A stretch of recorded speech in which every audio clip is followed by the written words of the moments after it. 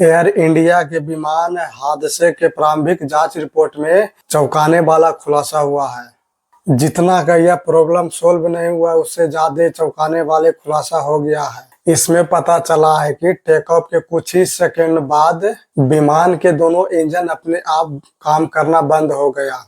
दोनों इंजन अपने आप बंद हो जाने से दोनों पायलट को भी कुछ समझ में नहीं आया कि ऐसा हो क्यों गया। प्रारंभिक जांच में यह पता चला है कि दोनों पायलट खुद हैरान हो गए कि यह ऑटोमेटिक स्विच बंद कैसे हो गया। ऑडियो रिकॉर्ड से पता चलता है कि एक पायलट दूसरे पायलट से पूछता है कि तुमने स्विच बंद क्यों किया। तब दूसरे पायलट ने जवाब देता है कि यह हमने नहीं किया। तो दोस्तों आइए हम बता देते हैं, ये स्विच ऐसा होता है कि गलती से या हल्का सा भी टकरा जाने से यह स्विच बंद नहीं होता है। इस स्विच को बंद करने के लिए ताकत की जरूरत होती है, जोर से खींचना पड़ता है, तब जाकर स्विच ऑन ऑफ होती है। तो दोस्तों मेन सवाल यहाँ यह उठती है कि यह स्विच ऑफ कैसे हो गया अपने आप।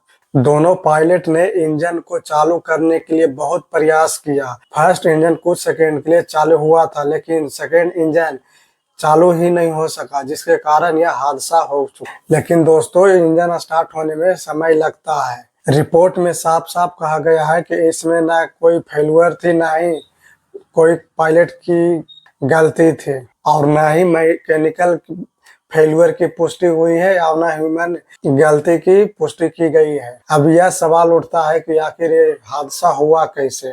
तो चलिए दोस्तों आइए हम इसको विस्तार से बताते हैं। AAIB ने इसकी जांच अभी विस्तार से कर रही है कि आखिर इसकी स्विच बंद कैसे हो गई। ऑडियो रिकॉर्ड्स के अनुसार यहाँ पर एक पायलट और दूसरे पायलट में आपस में बात करते हुए कुछ सुनाई पड़ा था और रिकॉर्ड हुआ है।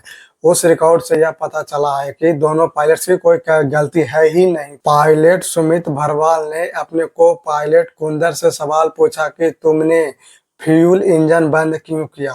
इसके जवाब में को पायलट कुंदर ने जवाब दिया कि हमने बंद नहीं किया। यह बातचीत और सवालों के घेरे में खड़ा हो रहा है कि आखिर विमान हादसा हुआ तो हुआ कैसे, क्योंकि दोनों पायलट ने इंजन फ्यूल बंद करने से साफ साफ इनकार कर दिया है। ऑडियो रिकॉर्ड से यह पता चलता है। ऐसे में यह संभावित तकनीकी खामी हो सकती है, लेकिन रिपोर्ट में कहा गया है कि ऐसा अभी तक कुछ भी नहीं पाया गया है जो बोइंग 787-8 विमान या उससे इंजन बनाने वाले कंपनी को सूचना दे सके और चेतावनी जारी कर सके। यह साफ साफ दर्शाया जा रहा है दोस्तों कि बोइंग कंपनी बनाने वाली कंपनी को बचाया जा रहा है। रिपोर्ट के अनुसार दोनों इंजन में रीलाइट की प्रक्रिया शुरू हुई। इंजन 1 कुछ हद तक रिकवर करने लगा था ही, लेकिन इंजन 2 पूरी तरह बंद हो चुका था। लेकिन इंजन 2 पूरी तरह से स्पीड रिकवर नहीं कर पाया।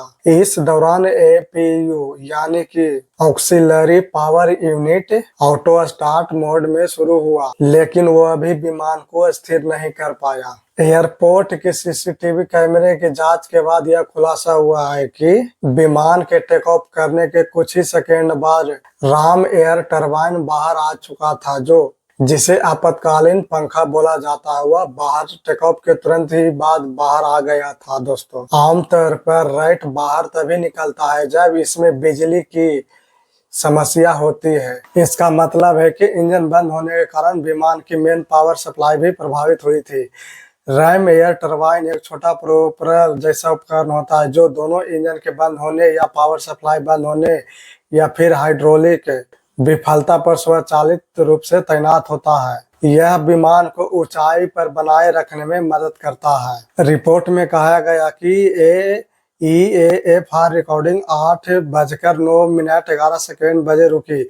इससे पहले लगभग 8:09:05 एक पायलट ने मेडे मेडे मेडे की कॉल भेजी। इस पर एयर ट्रैफिक कंट्रोल ने प्रतिक्रिया दी, लेकिन कोई जवाब नहीं मिला। ATCO ने विमान को रनवे पार कराने से पहले ही नीचे गिरते हुए देखा और इमरजेंसी सेवाओं को सक्रिय कर दिया। 8:14:44 पर एयरपोर्ट से फायर टेंडर रवाना हुआ, जिसके बाद स्थानीय प्रशासन की टीम भी रेस्क्यू में जुट गई। दोस्तों जांच में साफ साफ पता चल गया है दोस्तों कि इस विमान में कोई पायलट की गलती नहीं थी और ना ही मैकेनिकल गलती थी। इसमें जरूर इंजन बनाने वाली कंपनी के तरफ से ही कुछ गलती हुई है, अन्यथा विमान हादसा ऐसा नहीं होता दोस्तों। तो चलिए दोस्तों, इंतजार करिए मेन रिपोर्ट आने की। जो प्रारंभिक रिपोर्ट में आई है वही बात हम बता रहे हैं दोस्तों।